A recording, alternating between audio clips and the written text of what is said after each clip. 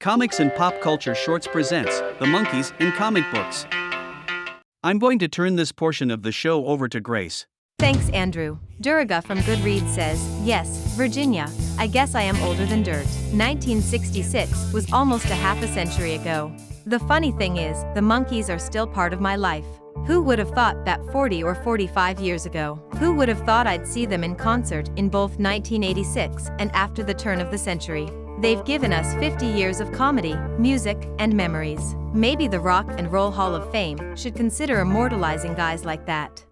Oh, I could hide 'neath the wings of the bluebird as she sings. Amid this monkey business emerged the authorized comic book starring the fast-rising superstars who were something else, not to mention Groovy, Boss, and Out of Sight. On December 1, 1966, Dell Comics released the first issue of its ongoing series, The Monkees. As comics historian Martin O'Hearn uncovered and reported on his blog, The Monkees #1 was penciled by M.O. Marcus and inked by Dick Giordano, Sal Trapani, and Frank McLaughlin. The assignment first went to Giordano, but Dick subcontracted it to M.O., pulling in his studio mates Sal and Frank to help complete the job. A little bit me, a little bit you. The art on Dell's Monkees stabilized with the second issue, as Arneson hired Jose Delbo for the book. Delbo drew the series in a cartoony style, suiting the nonconformity of the scripts Arneson was producing, which featured the Monkees tangling with spies, the Monkees as cowboys, the Monkees as superheroes, the Super Monkees, incidentally, not the Monkey Man made famous on the TV show, the Monkees encountering an abominable snowman, that sort of thing, all produced without licensor interference or approval. Each issue featured photo covers and interior short stories. The Monkees was one of Dell Comics' saving graces during a shaky period when the publisher's once mighty comic book line was shrinking. In the Season 2 episode of The Monkees called The Monkees Blow Their Minds, our heroes expose a mentalist that tries to upstage them for a 10-week club gig. During the auditions, who should turn around from his seat with his trademark wah-wah but the Penguin, played by Burgess Meredith. Why would O.L. Oswald Cobblepot frequent a nightclub audition, if not to scout for henchmen? Considering the Penguin's future as a club owner in both the comics and on the TV show Gotham, the cameo is certainly in character.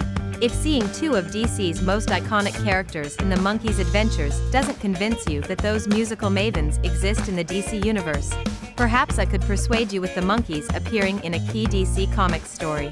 The next time you read Kingdom Come by Mark Waid and Alex Ross, squint your eyes to catch the Monkeymen in several of the large superhero gatherings, particularly behind Red Robin.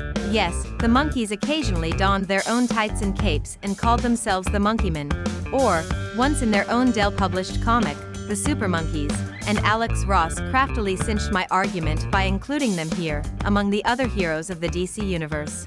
How can you not be convinced?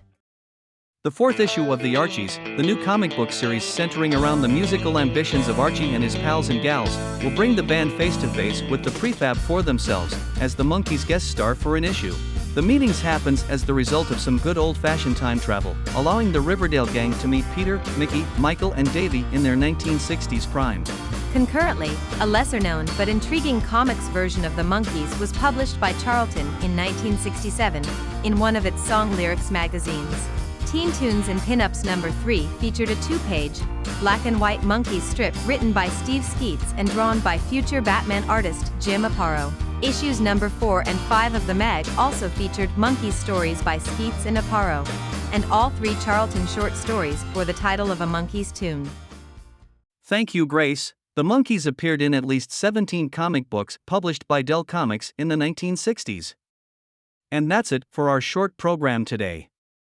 Until next time, this is Andrew in for Kevin Given reminding you to live long and prosper. May the force be with you and keep reaching for the stars.